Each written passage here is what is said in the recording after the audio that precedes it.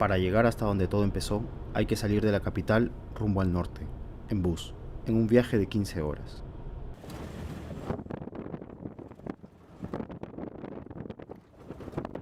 Luego, tomar otro vehículo que te lleve a Bagua, la ciudad donde se inicia la selva. Esta selva. Son 6 horas más.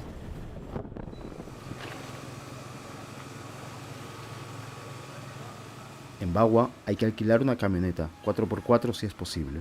En otras 3 horas llegarás al puerto de Imacita. Desde ahí es media hora más para llegar a Las Cruces.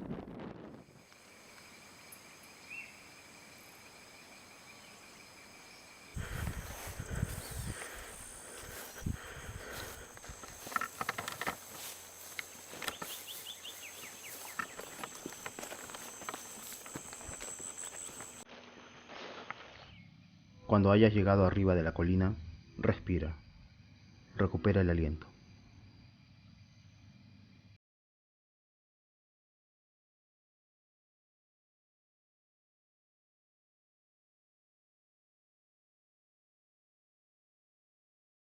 Entenderás lo paradójico que resulta viajar hasta la zona con más vida en el país solo para hablar de tanta muerte. Entenderás que lo ocurrido en esta maleza, bajo este árbol, no es el lugar donde todo empezó, sino el último acto, el momento final de una cadena de eventos que empezó a miles de kilómetros geográficos y sociales. Eventos que hoy, desde este preciso lugar, no puedes distinguir, no puedes ver o no has querido ver.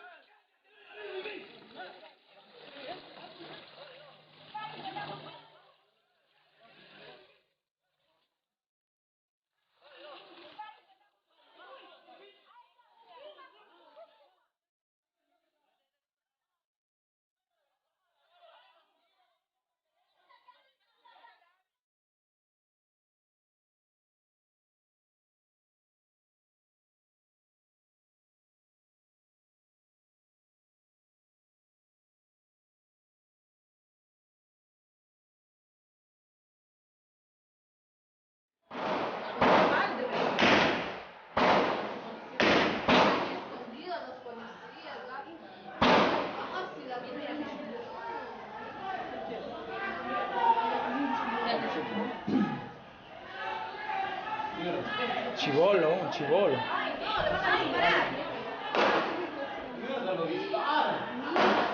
Sí, está filmando.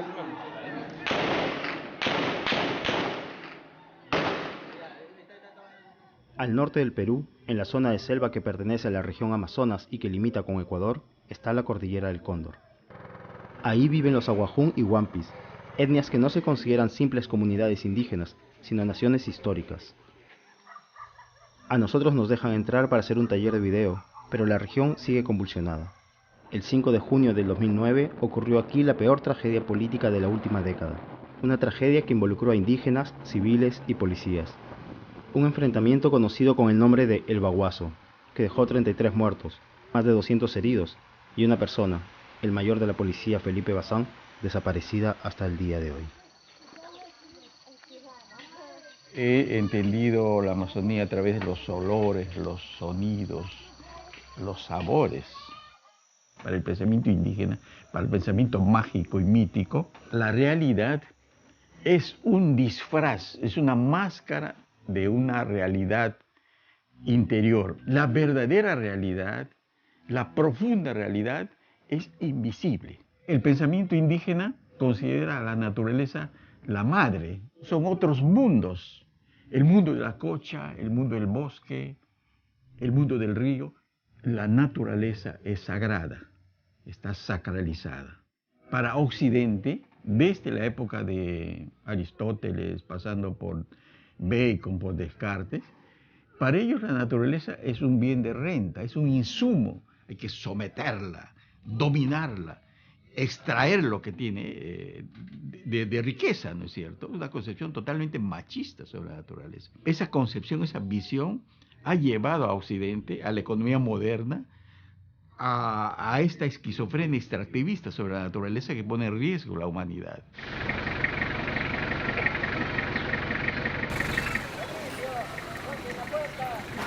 Nosotros exigimos un derecho y la sociedad occidental entiende de otra manera muy diferente. Y entonces eso es el enfrentamiento. Lo que pasa es que en ese momento estos gobernantes, a pesar de que realmente ellos firman el convenio internacional de 169, el convenio de la OIT, no aplican, no conocían, hasta los abogados no conocen acá. Recién de la curva del diablo, ellos entienden y leen qué es el convenio 169 para los pueblos indígenas.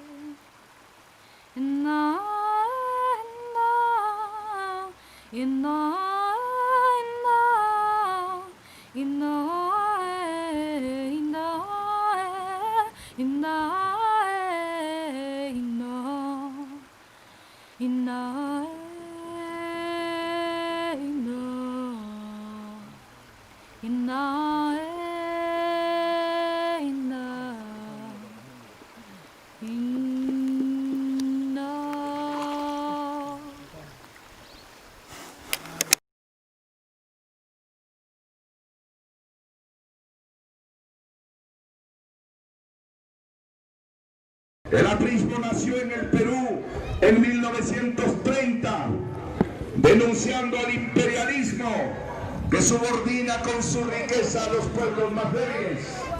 Estos derechistas que piensan en nombre del gran capital, ellos solo creen en el libre mercado, es decir, en la inversión internacional y en la ley del más fuerte, del que tiene dinero. A eso llaman libre mercado. Ellos dicen que cuando venga el capital internacional, el Perú se va a desarrollar. Y yo les respondo, no es cierto. Hace 16 años se viene ensayando esa receta y no funciona. Ladies and gentlemen, the President of the United States, accompanied by the President of the Republic of Peru.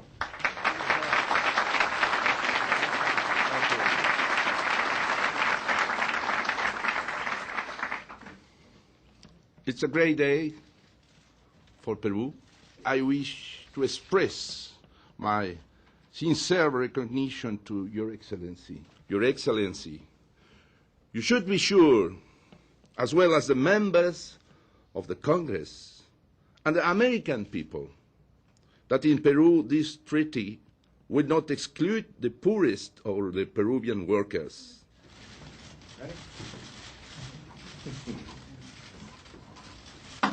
Good.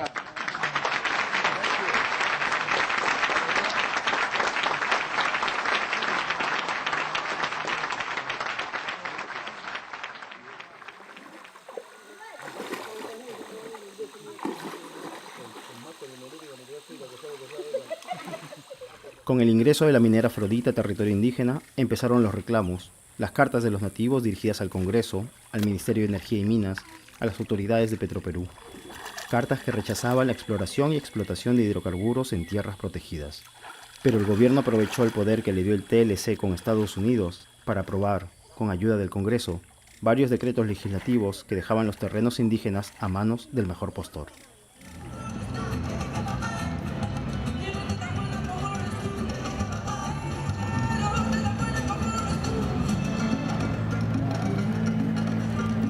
El Congreso delegó facultades legislativas al Poder Ejecutivo para que legisle en materia de Tratado de Libre Comercio.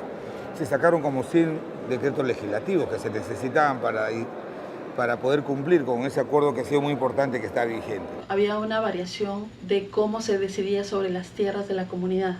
Cualquier acto de disposición sobre las tierras antes del decreto legislativo 1015 requería el voto favorable de no menos de las 2/3 partes de la Asamblea. Con el decreto legislativo 1015 requería no menos del 50% de los comuneros asistentes a la Asamblea. La disminución del aval ya no estaba técnicamente sustentada y tampoco esa decisión había sido materia de consulta a los pueblos indígenas. En la ley forestal anterior al decreto legislativo 1090 no se permitía el derecho a propiedad sobre las tierras forestales.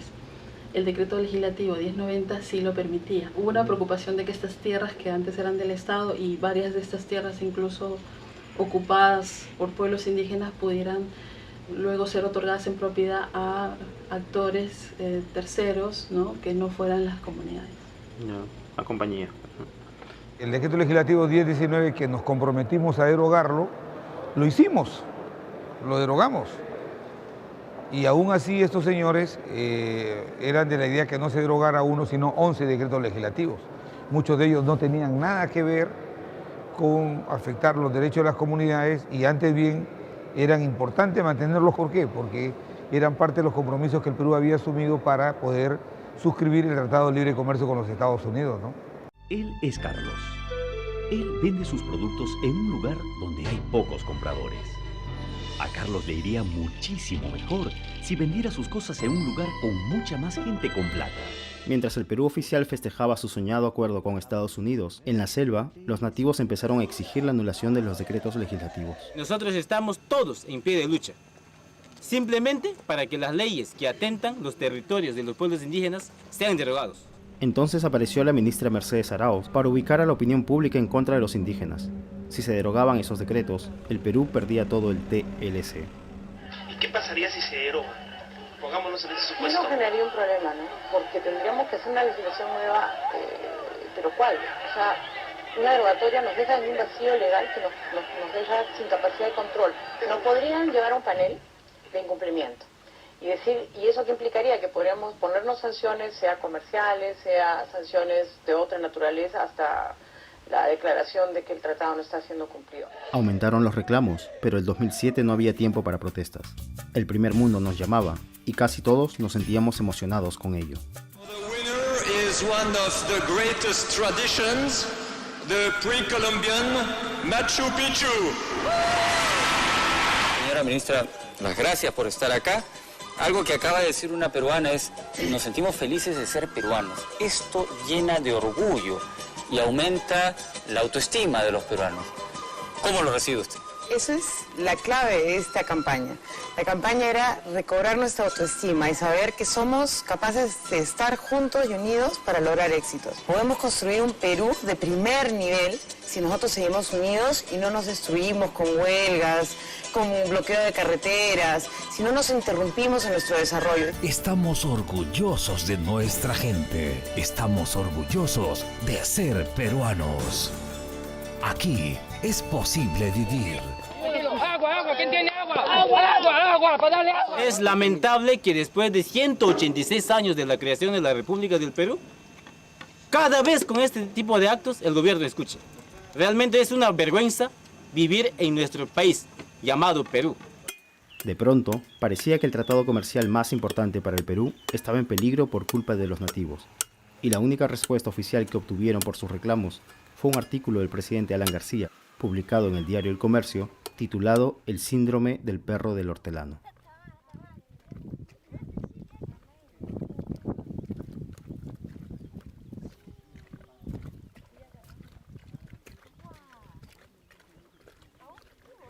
Las ideologías absurdas, panteístas, que creen que las paredes son dioses y el aire es Dios, en fin, todavía volver a esas fórmulas primitivas de religiosidad donde se dice no toques ese cerro porque es un apu, no toques esos peces porque son criaturas de Dios, no me toquen a mí esta zona que es un santuario.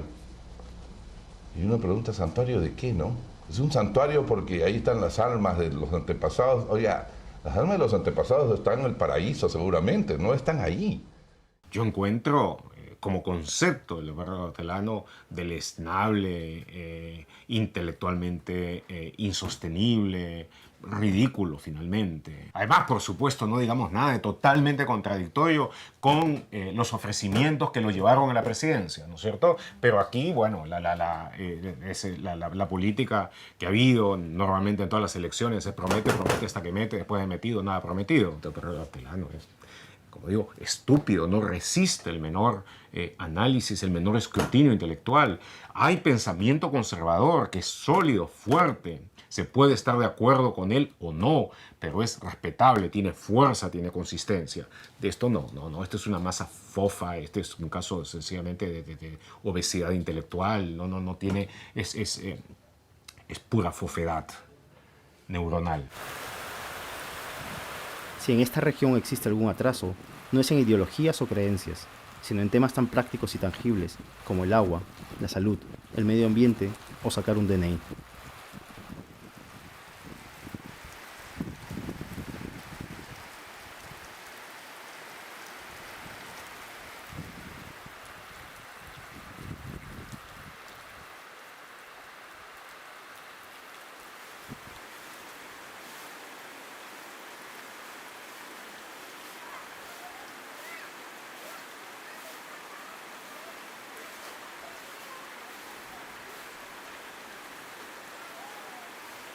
De las zonas más ricas del Perú, tú transfieres recursos a través del presupuesto a las zonas más deprimidas. Yo no veo que haya un sentimiento antinativos, no lo veo. Te soy bien franco. No es que los olviden, no sé. Pero discúlpame. No sé, en salud. O sea, hay un olvido que eso no se puede negar. Como quisiera que en cada cuadra hubiera una posta médica y que tuviéramos colegios sensacionales y universidades magníficas. Oye, feliz seríamos todos, pero ¿hay los recursos para todo eso? Ay, pues. ¿Por qué llamamos olvido a lo que se llama imposibilidad? ¿Acaso el presupuesto es un barril sin fondos, lleno de oro y que alcanza para todo? No es verdad, pues. No es verdad. Y el Perú ha tenido muchas limitaciones presupuestales durante décadas. Entonces decir, los pueblos olvidados del Perú, no me jodan.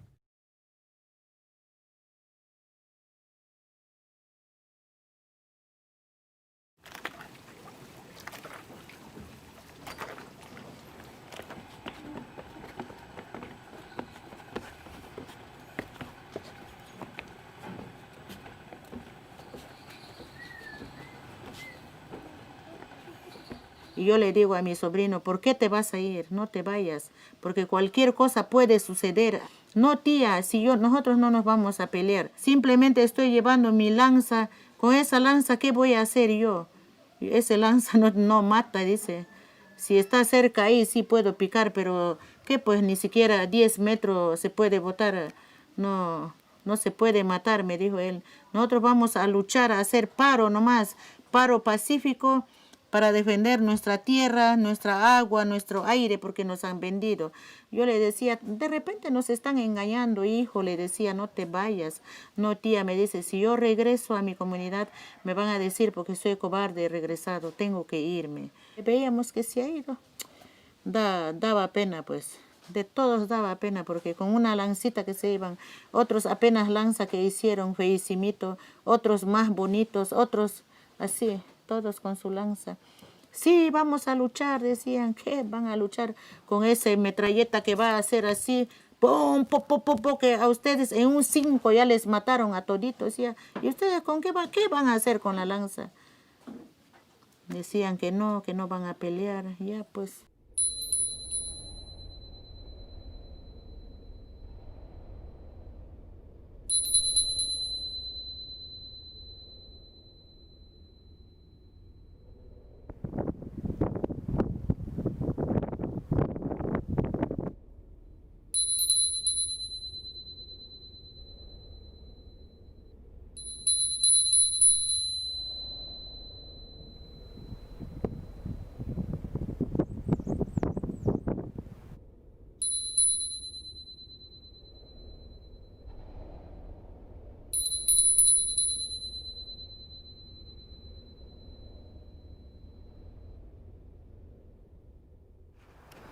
Derogaron 2 decretos legislativos, la 1015 y la 1073. El presidente del Congreso de la República se comprometió a conformar la comisión multipartidaria para evaluar los otros decretos legislativos, 9 decretos legislativos que eran, nosotros considerábamos las más perjudiciales, digamos. Nos decían de que vamos a derogar estos decretos legislativos. Muy bien, pero ¿quién va a derogar? Eso le hace el legislativo. Nos mandaban al legislativo, nos íbamos con el legislativo y nos decían, no, nosotros ya no podemos hacer nada porque eso ya viene desde el ejecutivo. O sea, era una peloteada, digamos. Estos señores insinuaban un diálogo con el Poder Ejecutivo y el Congreso, cuando en la práctica iban movilizando, iban haciendo que todas sus bases bajaran a la curva del diablo para bloquear las carreteras. Había un poco la política de oídos sordos de un lado y otro lado, ¿no es cierto? Yo tengo la impresión de que el Estado peruano, incluyendo el propio Congreso de la República, escuchó muy poco, porque finalmente quien tendría que haber resuelto estos problemas de las leyes debió ser el Congreso de la República. Tanto por parte de la PCM que presidía Yehudi Simons y de acá del Congreso, hubo de repente mucha elasticidad en ampliar un diálogo. Cuando se llegaba a un acuerdo, ellos retrocedían y decían que iban a consultarlo y luego venían y decían las bases no están de acuerdo con lo que hemos acordado.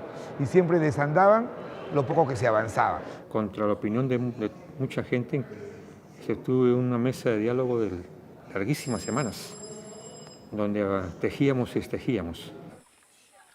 Para que las bases Aguajún aprobaran nuestra propuesta de grabar en sus comunidades, pasaron 3 meses, 90 días de idas y vueltas, de espera y paciencia. El diálogo entre el gobierno y los nativos por un asunto nacional duró 50 días.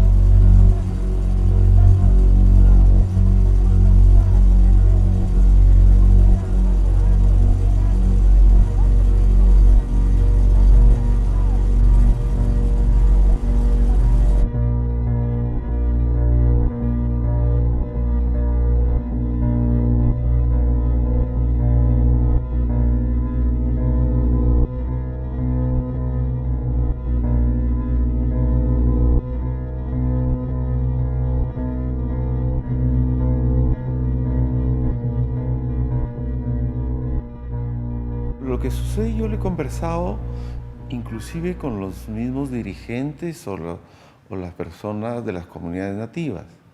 ¿Por qué nosotros? Ellos me comentaron de que tenían que ser Petroperú porque era la organización, institución u entidad más importante en esa zona. Ellos afirmaban que si tomaban, por ejemplo, la municipalidad, el alcalde, pues al gobierno no le interesaba, no iba a pasar nada.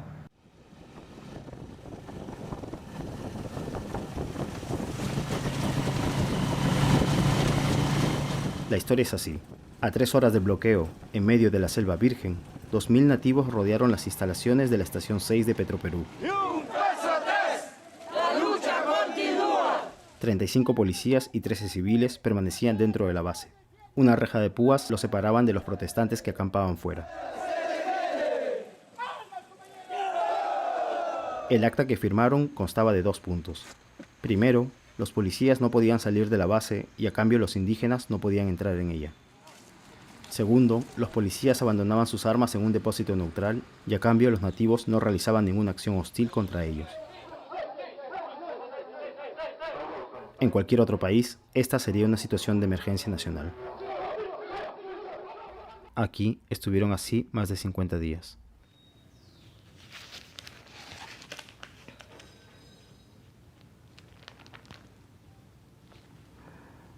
Este es el domingo 7 de junio del 2009.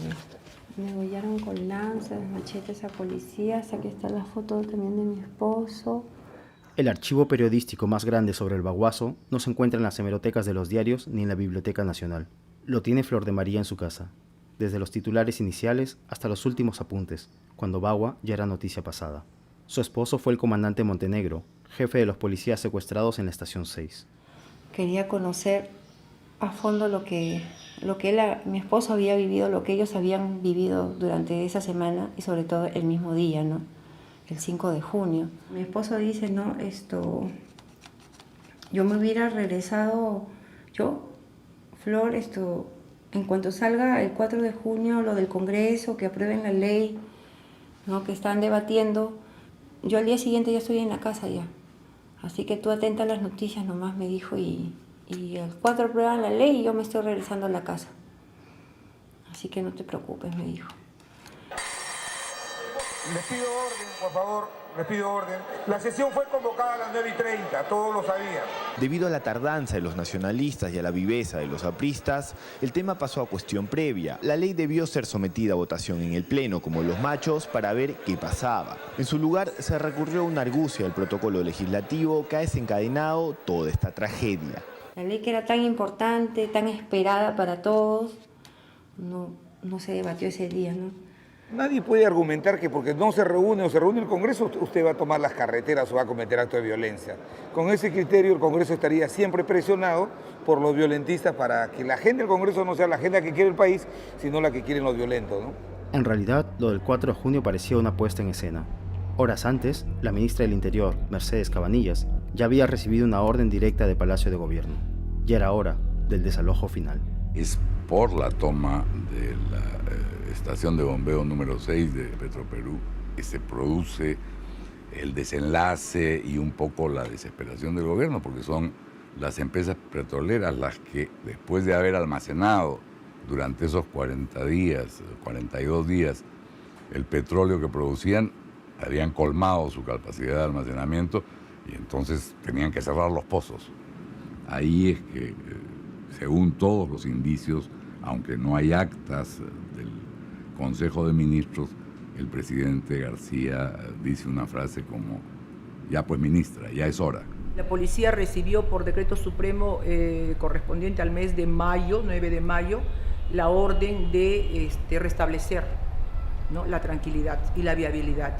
Desde mayo la policía vino planificando su plan estratégico, sus planes operativos, de acuerdo a sus protocolos, de acuerdo a sus manuales de derechos humanos y de acuerdo a su ley orgánica. Aunque la exministra diga que se trata de un operativo planeado desde mayo, llega a nuestras manos un documento que la desmiente. Es el informe de inspectoría, la investigación interna de la propia policía. Aquí se señala que recién el 3 de junio, 2 días antes del Baguazo, se nombró al general Luis Muguruza como el jefe policial de un desalojo que se debería realizar en menos de 24 horas. Los testimonios que hablan de una improvisación mayúscula son numerosos. Lo que hace Muguruza es, en primer lugar, desautorizar a Uribe, que es el jefe policial que ha venido trabajando durante estos meses y trabajando con paciencia, obteniendo muy pocos días antes del 5 de junio, me parece que en el último fin de semana de mayo, que se abra la carretera por unos días. Al llegar Muguruza en víspera de la intervención, queda absolutamente desprovisto de mando Uribe, y Muguruza en 24 horas, con un sobrevuelo de helicóptero, diseña un plan de operaciones que realmente es de vergüenza, ¿no? Conociendo la inminente intervención policial, muchos nativos toman una decisión hasta hoy desconocida para los peruanos: abandonar el bloqueo a primera hora de la mañana del 5 de junio. En la noticia llegó que mañana ya vamos a llegar porque no hay acuerdo, nada. Estamos cada día, creo, la gente iba enfermando, empeorando ya, pues. La comunidad aquí entero, el pueblo, Juan Velasco, Nieva, todo preparaban Masato para su llegada. Y total, no ha sido así, pues. Era un día, 4 de junio, que ya la mayoría ya querían regresar, porque ya estaban cansados y ya no nos quedaba la energía tampoco. Habíamos coordinado entre todos para regresar el 5 de junio después de desayuno. Eso ya estaba organizado. Un grupo salimos a conversar con el comandante. Ya ellos también nos aceptaron que ya no pasa nada. Todos los testimonios, inclusive el propio general Uribe, dan cuenta de que había una disposición para retirarse. Yo tengo toda la impresión de que se decide el operativo para impedir que se retiren pacíficamente, es decir, para hacer un escarmiento. Es decir, oigan ustedes, no pueden interrumpir una carretera 40 días sin llevarse un reglazo en la mano. Maestros antiguos, no es casualidad que la ministra fuera...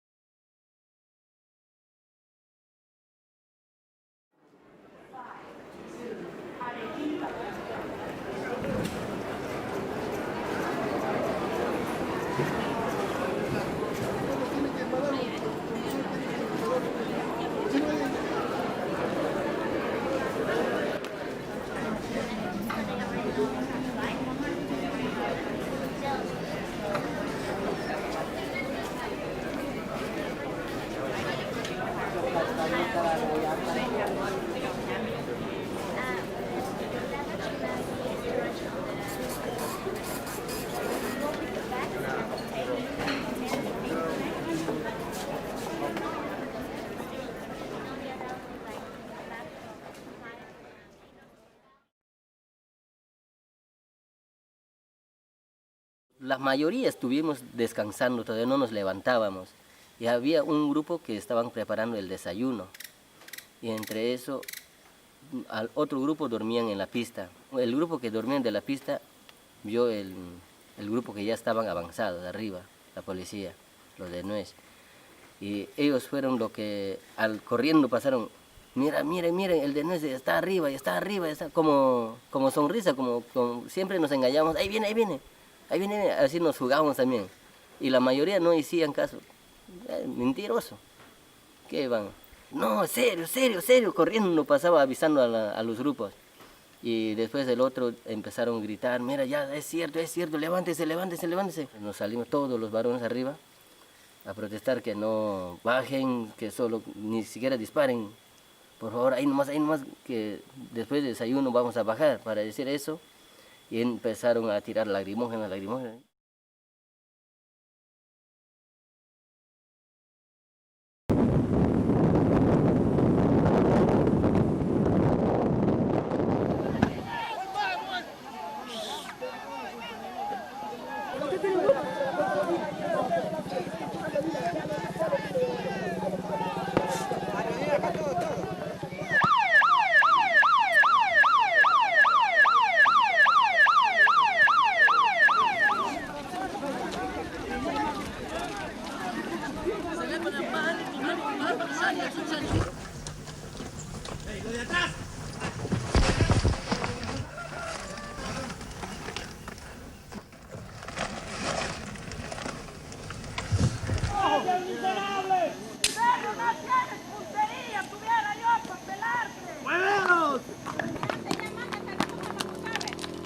¿Quién eres tú?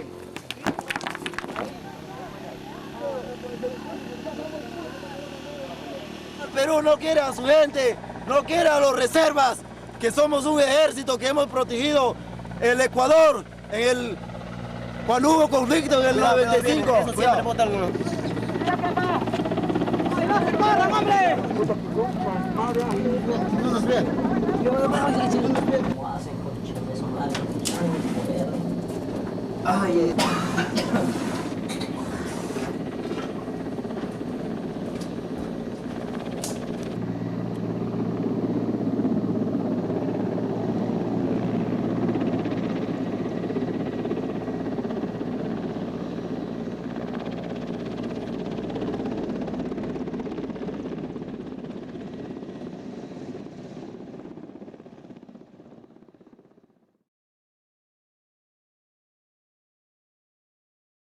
Hay un nivel de la toma de decisión en sí, política, hay un nivel de estrategia general, estrategia operativa y las tácticas específicas. La decisión política es decisión del ministro o la ministra del gobierno central. La implementación, la puesta en práctica, la realización de esta decisión pasa a través de una estrategia en la que puede o no participar el ministro o la ministra.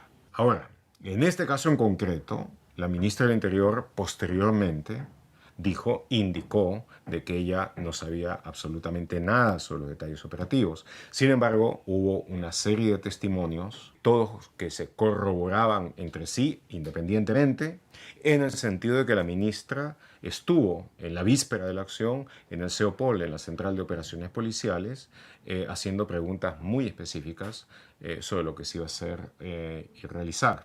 El desconocimiento profundo de todos los detalles solamente sucedió ex post facto, una vez de que la operación terminó en la debacle, en la catástrofe que finalmente concluyó.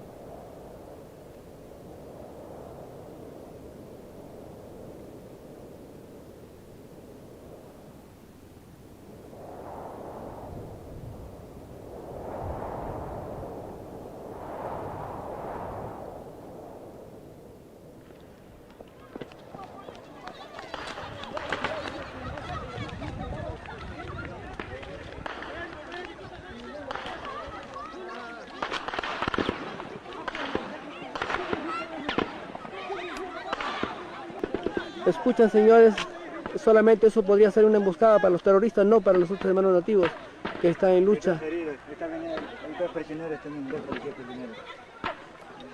Creo que hay 2 policías detenidos acá, señoras y señores. Algo primicia para ustedes. Los hermanos nativos han detenido 2 policías. Vamos a ir hasta allá, señores, para ver esas caras de estos renegados también por el Estado.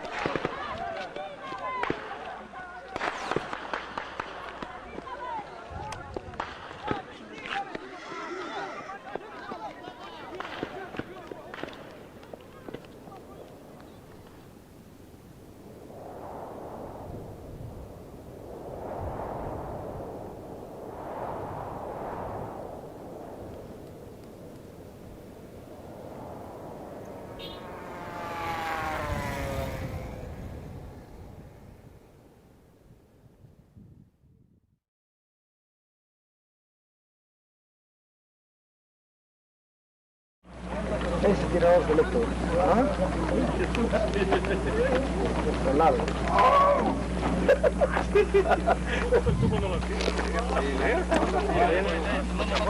¡Qué hombre!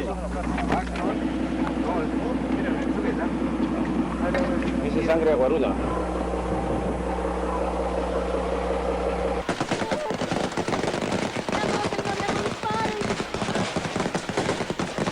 ¡Ya no disparen!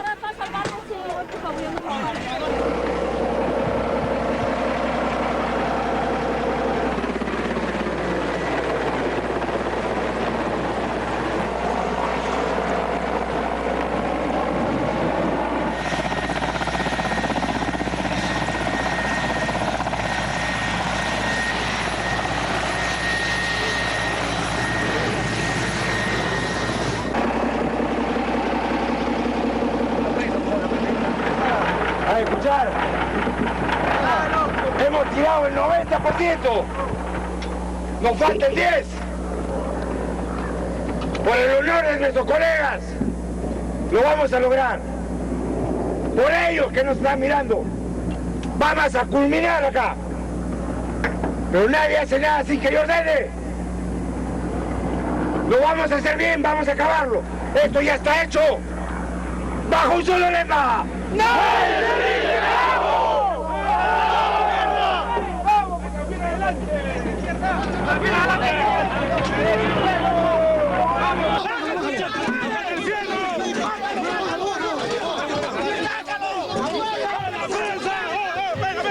Ese es el arma que hemos encontrado, ese es el arma que tenía, Marcelo. Si abres la boca te piso por chalumar, ¿eh?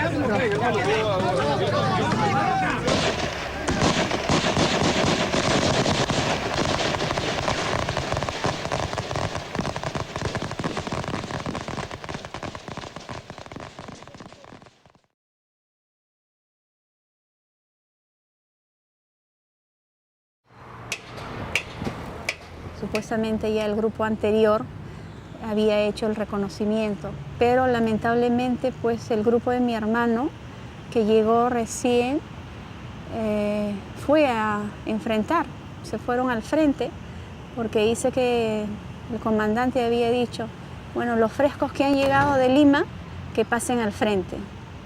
Es así que sin hacer un reconocimiento del área, ellos pasan al frente y los que ya habían estado una semana quedaron en la parte de atrás. Les quitaron sus armas, los mataron arriba en la colina y con esas mismas armas bajaron disparando al grueso de la policía que estaba abajo en la carretera. Es así que a mi hermano le dan un balazo acá en el abdomen, ¿no? Y yo digo, si hubiese tenido un chaleco antibalas, no hubiese muerto mi hermano. Esa ha sido la diferencia entre la vida y la muerte de mi hermano, un chaleco. Me han quitado a mí. Me han quitado a mí por culpa de los congresistas. Por todos los lados han sido culpables todos, comenzando del presidente. Han pasado 3 años que ni siquiera yo puedo escuchar música. No puedo porque comienza a zapatear mi corazón.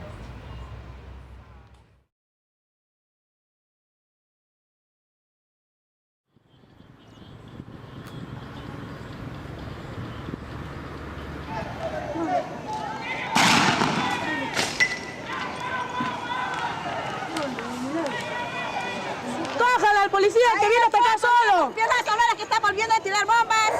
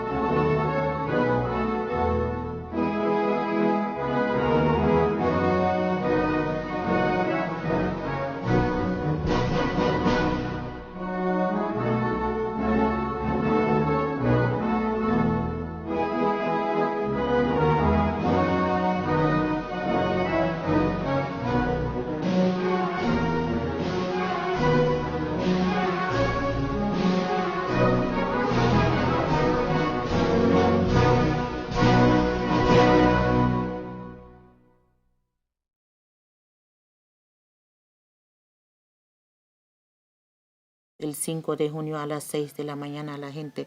Nos despertamos, una señora viene corriendo, dice que le mataron a Santiago Humano y están que matan a la gente. Ya no era vida ya. Ya no era vida ya. Yo la primera persona que escuché que habían matado, eso es lo que dijeron. Ha muerto el líder Santiago Humano. A todos mis hermanas, a mí, nos impactó, nos pusimos a llorar. Para mí fue chocante, dije, se murió. Se murió el líder y hoy día sí va a haber una guerra, dije yo. Hoy día va a correr sangre. Desgraciadamente va a correr sangre. Porque en mi tierra matan a un líder, ese día corre sangre. Y yo dije, pobrecitos los policías que están ahí, dije yo. Porque hoy día sí la venganza va a ser dura. De una ráfaga cae 3 disparos. Y uno de esos disparos es el que toca 8 impactos intestinales. Y entonces yo fui caído y después me llevaron al hospital y de ahí a las operaciones, ¿no? Comunicaron que yo había caído y estaba muerto. Entonces de ahí es que organizan la matanza de Estación 6, porque habíamos roto una acta de acuerdo de no violencia, de no maltrato, ¿no? Mira, esta es una vista aérea de la Estación 6. Y aquí están ellos, mira, acá. Todos estos que son azules, sí. Ahí vivían ellos, acá estamos. Se estaba produciendo un genocidio, un etnocidio, que ya iban 50 muertos, que iban 80 muertos, que iban 100 muertos. Y eso alteraba más a los indígenas, ¿no? Eso fue lo que les exaltó más, por la información recibida. Hubo mucha tensión, toda esa noche y madrugada fue muy difícil. Nosotros no podíamos dormir, ¿no? A las 6 estábamos desayunando. El dirigente pidió hablar con nosotros, conmigo y con el comandante, ¿no? Prácticamente ya estaban empujando las mallas, ¿no? Y mientras hablaban con nosotros, ellos ya tenían una estrategia, porque después se han encontrado maderas que las recostaban como un plano inclinado a la malla y por ahí han subido. En un descuido de la vigilancia, bueno, los sorprendieron y empujaron, ¿no? Y se metieron todo. Ahí ya fue incontrolable. ¿Esta foto qué día fue tomada? El 5, perdón, el 6 de junio, sí.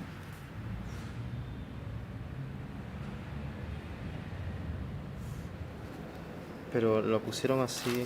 Sí, así.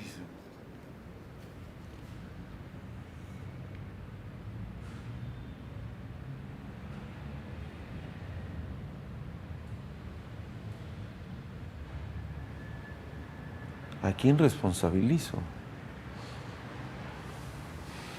En el tema de la Estación 6, ¿usted sabía que estaban los policías ahí secuestrados hace varios No, nadie lo sabía, ni siquiera lo informó en las reuniones que tuvimos en que estuvo el gerente general de Petroperú, el señor Celis. No lo informaron. Usted comprenderá de que si lo hubieran informado a tiempo, que había secuestrados de la policía, que había secuestrados de los trabajadores de Petroperú, y de que esto era una cuestión rotativa, que salían unos y entraban otros y depositaban sus armas, eso hubiera demandado una operación de rescate con personal sumamente calificado y no con simple soldadesca de la zona. Pero hay una base militar más o menos cerca, la de Mesones Muro, ¿no? A la Estación 6. Bueno, el tema de la cercanía es muy relativo en zona de selva. Tú puedes decir que hay tantos kilómetros de un lado al otro, o de un lugar al otro, pero caminar en la selva o discurrir a través de los ríos, mira, te demora horas o días.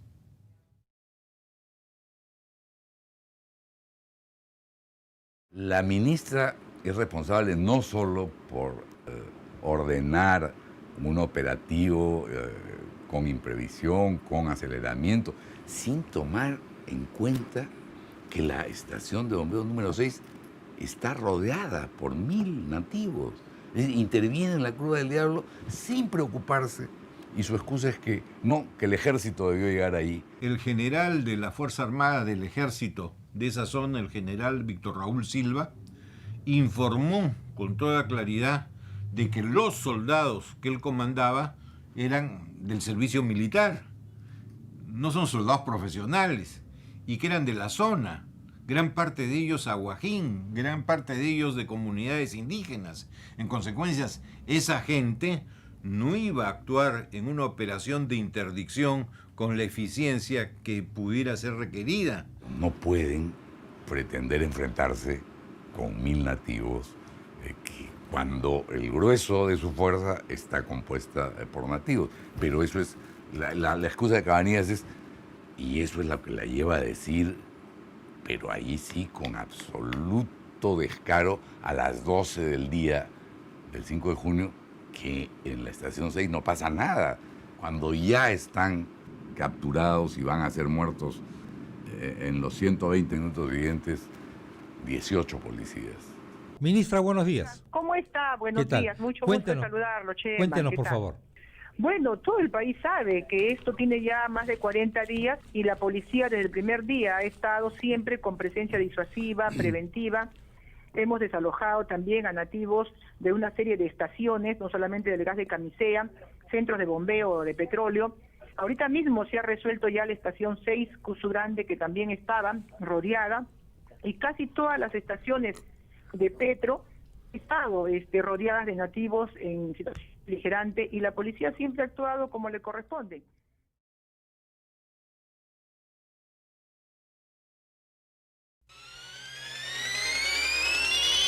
Gracias, Elena. Tenemos una llamada al rotafono de RPP. Hola, buenas tardes. Aló. Sí, señor, buenas tardes. ¿Cuál es su nombre? Aló. ¿Cuál es su nombre, por favor? Aló, Carlos Guamán desde Imacita, Díganos, Carlos, ¿qué está ocurriendo en Imacita? Ya. Mire, estamos llamando para informar que en estación 6 han sido tomados de rehenes 38 policías que están al mando de un comandante, más el ingeniero Fernando Rizal Jorge. Ellos en este momento han sido llevados a la montaña, para poder negociar con las autoridades, ya que 50 días de huelga no nos hacen caso. Entonces se ha tomado esa decisión por la razón de que en Bagua nuestros hermanos aguajún fueron abatidos con bala de fuego. Usted, señor, es parte de este grupo que ha tomado como rehén a los policías. Sí, los 38 policías han sido llevados a la montaña, son acompañados por 400 hermanos aguajún que han ido con ellos al monte. Por eso les digo, el armamento que ellos portaban, todo ha sido decomisado por los reservistas de los héroes del CENEPA, y ellos están listos para defenderse con ese armamento. ¿Y todo esto es a cambio de qué, señor? A cambio de que, en primer lugar, retiren de inmediato a las fuerzas policiales que están llegando, tanto a estación, tanto en Bagua. También estamos pidiendo que los muertos, hermanos hispanos y aguajún, pertenecientes a ese distrito de Imasa y la provincia de Cóndor, regresen de inmediatamente, porque dice que en Bagua no les dejan pasar la policía para poder sacarlos. Señor, si no consiguen lo que están reclamando... Señor, es bastante grave lo que nos está diciendo y la verdad que los pone ustedes en una situación muy complicada. Sí, ¿Qué es lo que quiero hacerle una pregunta? ¿Qué va a pasar si las autoridades no aceptan lo que ustedes están pidiendo? Pues lamentablemente el pueblo tomará la decisión de ejecutar a esas personas, porque nosotros tampoco no podemos ir contra toda la población, ¿no? Esto es realmente sorprendente lo que nos están diciendo. Yo le pregunto a usted, ¿qué es lo que pasó con la gente que estaba en Bagua? A ver, ¿por qué atacaron de esa manera desde los helicópteros? ¿Por qué dispararon fuego, con armas de fuego? ¿Ah? ¿A quemarropa han disparado? Entonces, ¿por qué ellos no consideraron eso también? ¿Y ustedes piensan hacer lo mismo?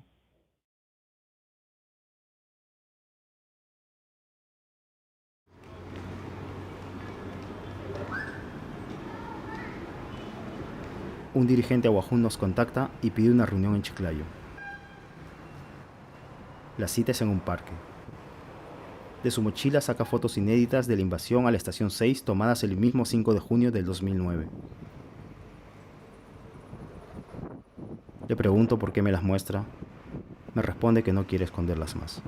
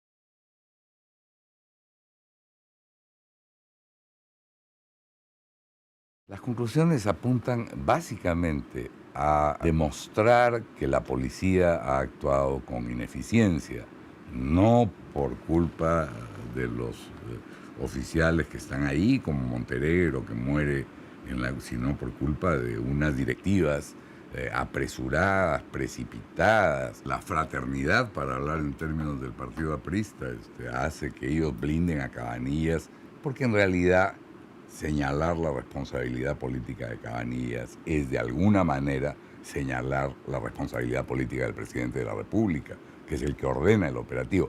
El presidente de la República es inimputable por sus actos de gobierno, pero hasta que termine su gobierno. Luego se le podría atribuir responsabilidad política también.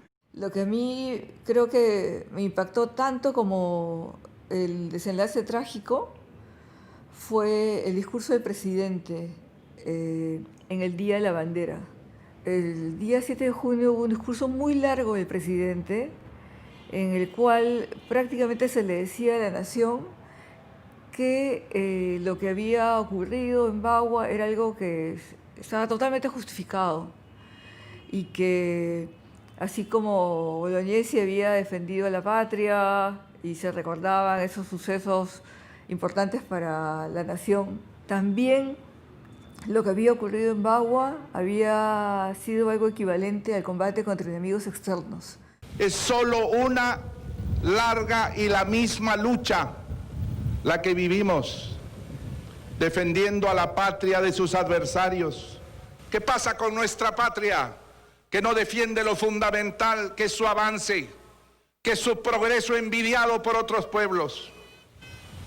Hemos sufrido una agresión que es producto de una conspiración, que es la de los que no quieren que el Perú progrese, o por sus intereses externos, o por su ignorancia elemental. Yo sé que la inmensa mayoría de peruanos quiere desarrollo, quiere empleo, quiere modernidad. Ese es el país mayoritario y moderno que tiene que oponerse a fórmulas de salvajismo y de barbarie que vuelven a aparecer. No había ningún elemento de autocrítica, ningún elemento de lo que en términos católicos se podría decir dolor de corazón o propósito de enmienda. Y al no estar de acuerdo con los términos con los que se vienen enfrentando las demandas de la población amazónica, no me queda sino hacerle llegar mi renuncia irrevocable. Todos los que integrábamos el gabinete ministerial éramos responsables. Algo que no estaba para nada claro. Creo que había una tendencia a evadir responsabilidades en algunos casos. Y un mes después, cuando hubo una misa que organizaron los familiares de los policías, hubo, como suele haber, peticiones. Y yo copié una de ellas, que decía así: que Dios dé a nuestros gobernantes humildad y cordura. O sea, todo un análisis de un manejo de un conflicto en el cual había primado la soberbia. Soberbia, o sea, los nativos no son quién para decir por dónde debe marchar el país o la selva. Y es lo que hace de esa, llamémosle entre comillas, filosofía, el perro del hortelano, una noción tan poderosa que ojalá no vuelva nunca a ser gobierno en nuestro país, ¿no? Y llamo al Perú a la unión. Piense cada uno de los peruanos en el último momento de cada uno de esos policías.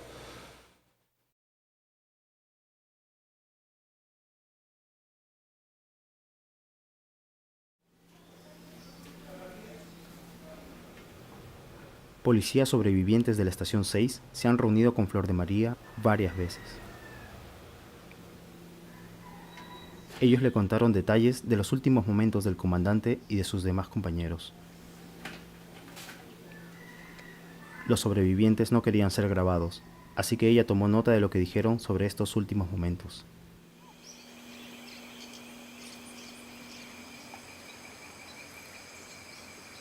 Últimos momentos dedicados a preguntarse por qué el gobierno los llevó hasta ahí para después dejarlos a su suerte. Últimos momentos queriendo saber por qué no llegó ayuda, por qué fueron abandonados. Preguntarse eso justo antes de caer sobre la hierba y morir.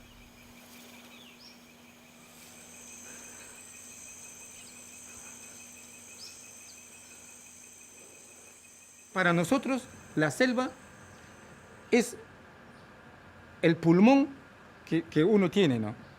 ¿Qué pasa si te destripan y sacan tu pulmón? Tú mueres. Entonces, nuestra vivencia, la única supervivencia, es la selva. La tierra que hay que defender a capa espada. Pase lo que pase. Y eso es lo que ha tocado el gobierno y no se dio cuenta cómo en la boca del lobo se metían.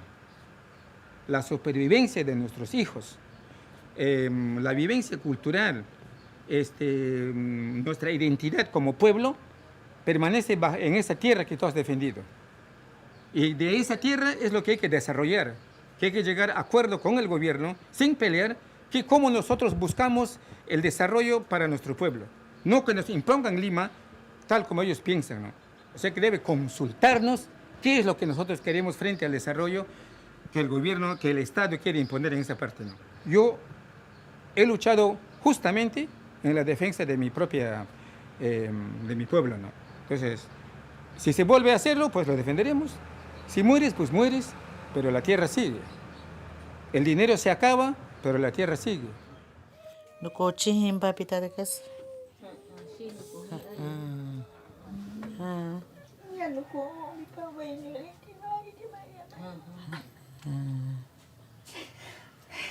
Libro mas ama ya mahuya.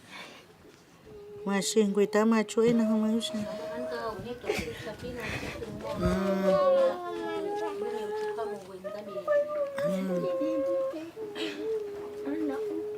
Nahema kok. Kamu tapi no te uka hundu ti kamu iya tu cupi honi benda. Iya, depois cuia. Dati mama. Dicen que los estaban quemando, pero como dice que salió en la prensa, le dejaron de quemar. No sé si será cierto. ¿Ella es la mamá? Sí, ella es la mamá. Niha, Marina, boto tagi. Ini main kirham tawa himma ho chicha mano na ini asta ham tawa.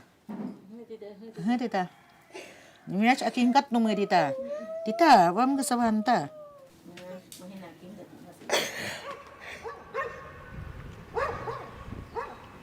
Esta película termina con un señor que nos cita a las 7:30 de la mañana en el parque de su barrio. Viste de traje y va con prisa al trabajo, por lo que él solo puede atendernos 10 minutos.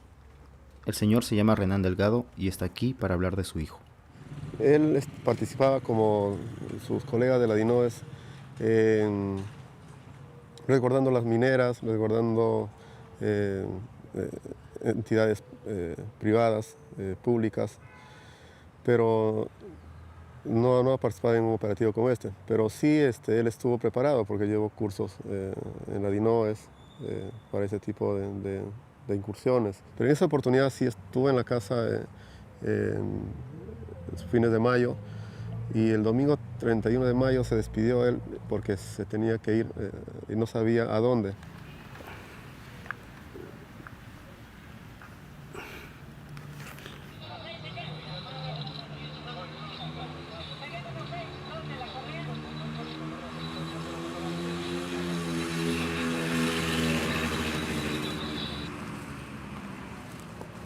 Y tengo acá las fotos que les han tomado allá en la morgue.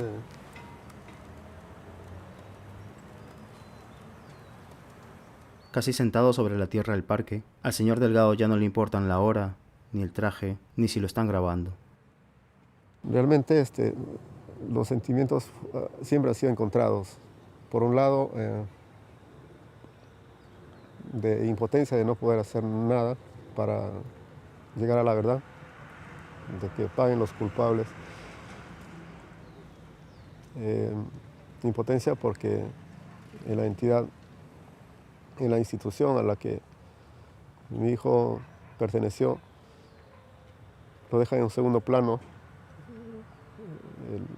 las autoridades de turno.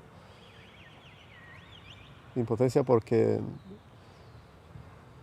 la prensa no nos da cabida también para dar nuestra versión. Sin embargo, la señora Cabanilla sí se pasea de programa en programa televisivo dando su versión. Y vemos que acá en nuestro país no estamos encontrando justicia, ¿no? Y según cómo se dan los hechos, vemos que esto va a continuar así. Es por eso que cada vez que veo las fotos, veo la información, me da mucha rabia. Y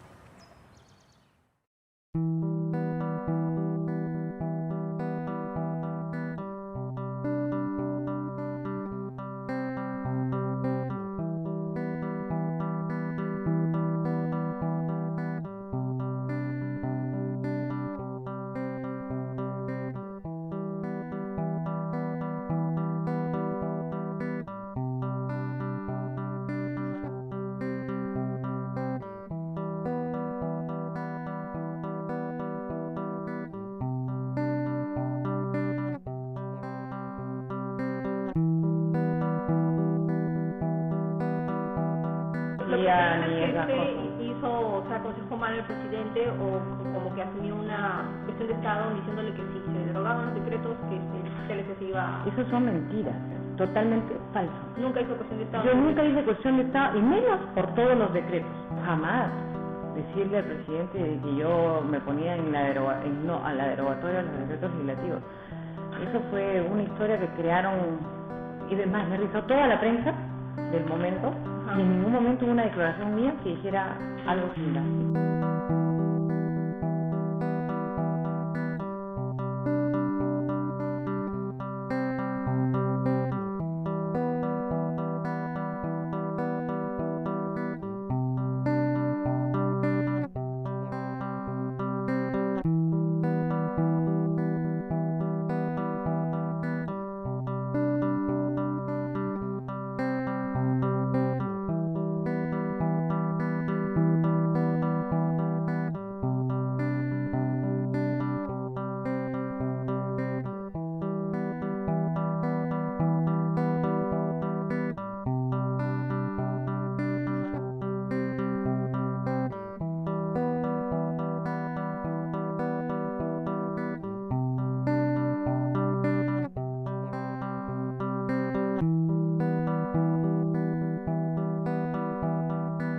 El capital petrolero del mundo está buscando dónde invertirse. Por Dios. Desaprovechar eso.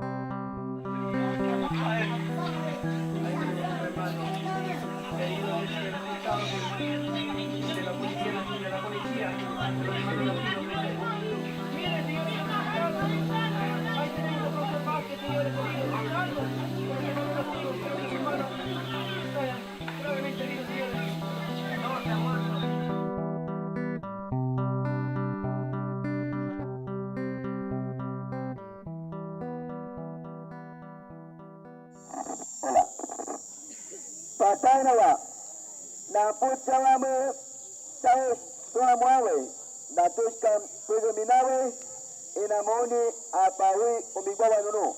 Sa selama seyuatan, wama kahista ya. Vika las 11 caninere, donde asan, nuna patay na watay me, natu, pul criminale, inamoni apawi umigwawa nunu.